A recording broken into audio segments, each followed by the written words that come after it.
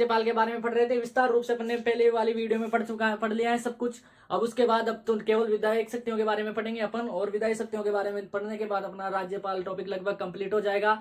और अपन को ये पढ़ना ही पड़ेगा, क्योंकि जो कंपटीशन परीक्षाएं चल रही है आजकल, राज्यपाल में से बहुत ज्यादा क्वेश्चन आ रहे हैं, और इस ऐसे क्वेश्चनों को पढ़कर अपन विजेता बनेंगे।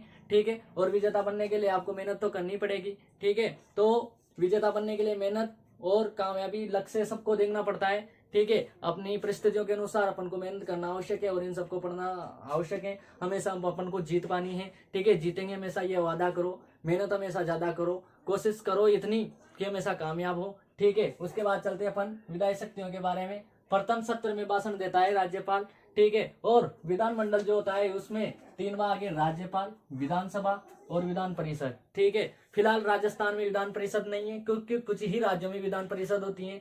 ठीक है, सभी राज्यों में विधानसभा तो होती है और राज्यपाल होते हैं, लेकिन किसी राज्य में विधान परिषद हो भी सकती है, नहीं भी हो सकती है। ठीक है, तो फिलहाल राजस्थान में भी विधान परिषद नहीं है। ठीक है, आगे चलते हैं। सीएम की सिफारिश पर विधानसभा का सत्र भंग कर सकता है राज्यपाल। जो राज्यपाल होता है वो सीएम यानी मुख्यमंत्री की सलाह पर विधानसभा का सत्र भंग कर सकता है। ठीक है, उसके बाद आगे चल रहे हैं कि विधानमंडल द्वारा जो विधेयकों को अनुमति कर सकता है प्रधान, अनुच्छेद 200 के अनुसार राज्यपाल। लेकिन राज्यपाल चाहे तो फिर अनुच्छेद 201 के अनुसार, जो अनुच्छेद 201 है उसके अनुसार उसको लौटा भी सकता है, या फिर आगे भेज सकता है। किसके पास? राष्ट्रपति के पास भेजेगा, यानी कि राष्ट्रपति के पास राज्यपाल 201 अनुच्छेद 201 के अनुसार आगे भी भेजा सकता है उस विधेयक अनुमति को।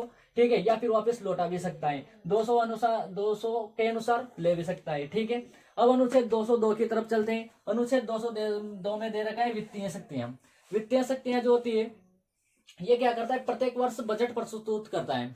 प्रत्येक वर्ष बजट प्रस्तुत करने का काम किसका है? राज्यपाल का है, वित्तीय शक्तियों के अनुसार जो अनुच्छेद 202 में लिखी गई है। ठीक है, जिला न्यायाधीश नियुक्त करता है, जिला न्यायाधीशों की पदोन्नति करता है और तैनाती करता है। ये सब कार्य राज्यपाल के ही हैं। ठीक है, उसके बाद न्यायिक शक्तियों पर चलते हैं। तो किसी भी शक्तियों को, किसी भी दंड को या अपराध को ये क्षमा कर सकता है, लघु कर सकता है। ठीक है, राज्यपाल क्या कर सकता है? क्षमा और लघु की शक्तियां तो हैं इसके पास, लेकिन कहीं पर मृत्यु दंड की बात आ जाए तो ये मृत्यु दंड नहीं दे सकता।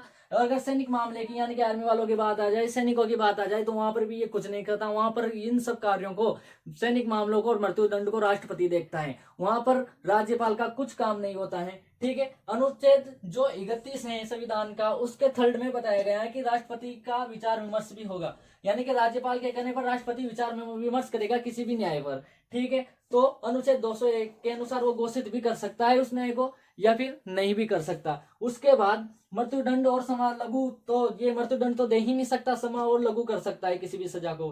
ठीक है, अनुच्छेद 167A में लिखा गया है कि जो मुख्यमंत्री होगा, सीएम होगा, उसका कर्तव्य है कि राज्यपाल से किसी भी विषयों को अवगत कराए, यानी कि राज्यपाल को बताएं कि इस कार्य को कहां पर देखना है, कैसे संभालना है, क्या करना है, उस कार्य के बारे में बताने का अधिकार है सीएम को। 167A के अनुसार ये राज्यपाल को अवगत कराता है। लेकिन फिर 167C के अनुसार, जो 167C है, उसमें राज्यपाल का भी अपना हक होता है कि वो सीएम से सूचनाएं प्राप्त करें, मुख्यमंत्री से सूचनाएं प्राप्त करें, मुख्यमंत्री से कुछ बातों को जाने। ये 167C के अनुसार राज्यपाल का भी अधिकार होता है। ठीक है, अब आगे चलते हैं।